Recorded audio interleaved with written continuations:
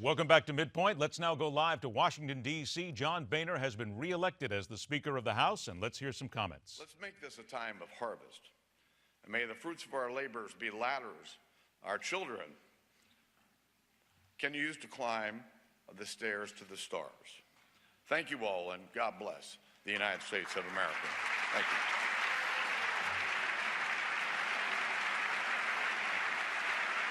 We got there just in time to hear the last couple of words that John Boehner has. As you can see, he has been reelected the Speaker. Quite a battle that has gone on.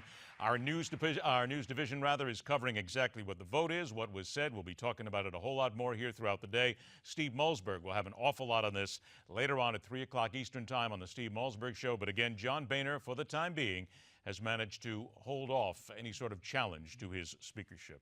All right, let us move on now. The fourth leading cause of death in the United States and a major cause of adult disability. Now more than ever, it may be important for friends and family members to know the signs of a stroke, as hospitalizations for men in their early 20s rose by more than 50% from 1994 through 2007. Listen again, men in their early 20s. Welcome back to MidPoint. Newsmax Deputy Health Editor and the man with all this wonderful news that everybody in their 20s is now going to be unhappy about. Nick Tate joins us on the show. Good to see you again. You too, sir. This is a little frightening because when I first saw this, I'm thinking everybody thinks stroke and heart attack are older, 50s, 60s, 70s, 80s. But what is it that's getting 20-year-olds now to suffer from a stroke? Well, it's really two things. First, we're getting better at diagnosing strokes. The new sensitive MRIs that are being done are allowing doctors better than ever before to detect when these strokes are happening, usually as a result of a blood clot, but also as a result of an aneurysm.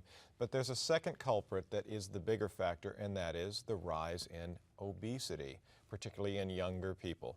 As your obesity rate goes up, you increase the risk for blood pressure, diabetes, and those things are contributing factors to stroke. So what we're really seeing with the rise in stroke is a kind of sentinel symptom of the expanding waistline in this country, particularly in younger people. I hear a lot of people always scream about it's stress, it's stress. Wait a minute, to me that's a very convenient excuse. It is. You know, the truth is that I don't want to sound like an old man here, but you know, growing up as a kid, I was out in the street every day. I was playing in playgrounds after school when my homework was done most days. You know, weekends, summers, you know, it was all about activity. Today, the generation of kids today is growing up, and a previous generation, with cell phones, with laptops, with video games, so they're more sedentary.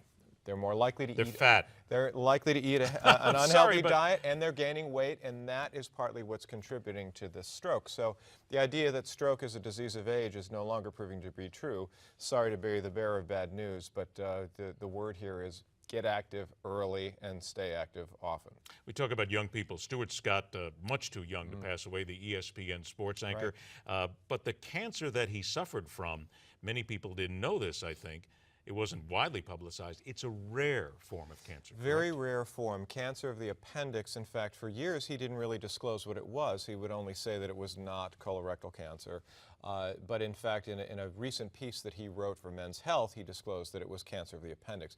Very, very rare. Usually it's a genetic linked cancer, not tied up with lifestyle factors. Typically, it only strikes somewhere between 600 and 1,000 people of the millions of cancer diagnoses that are made every year. So very, very rare. Unfortunately, also very lethal. About 85% of people who develop this cancer are gone within 5 years. Now, in Scott's case, though, he responded by becoming very, very active. He was engaged in these very high-intensity training programs.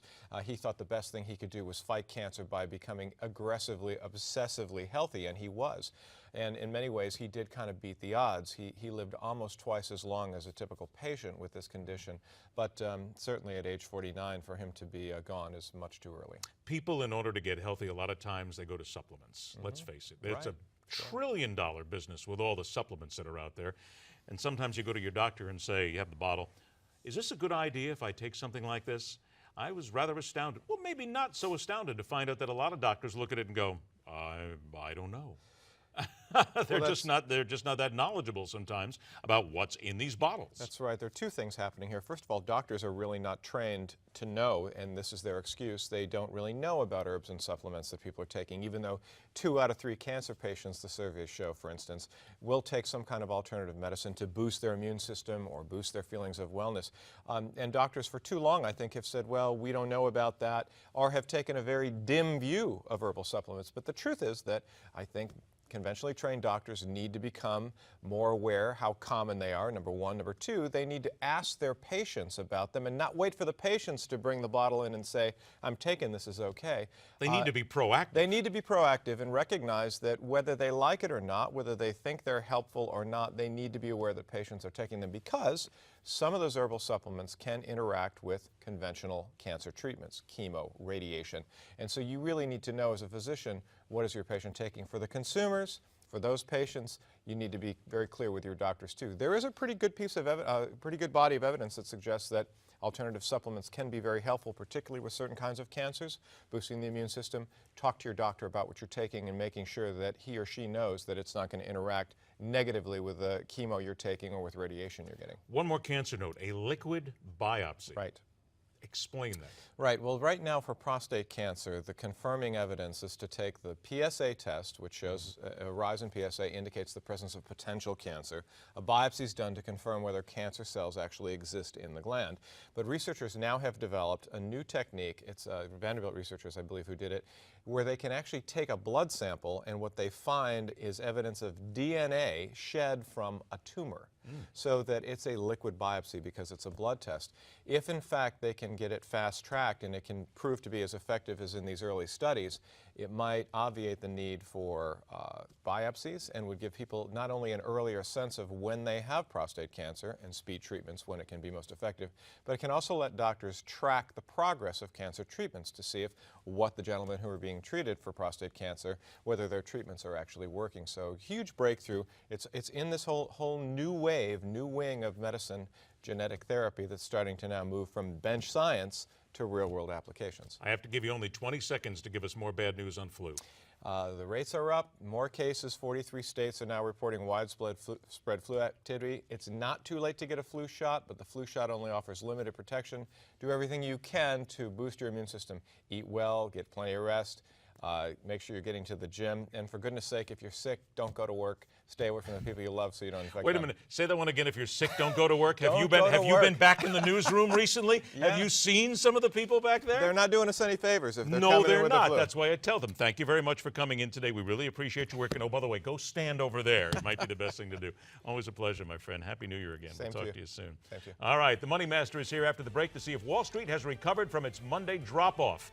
And we'll check today's headlines and opinions with another round of quick hitters.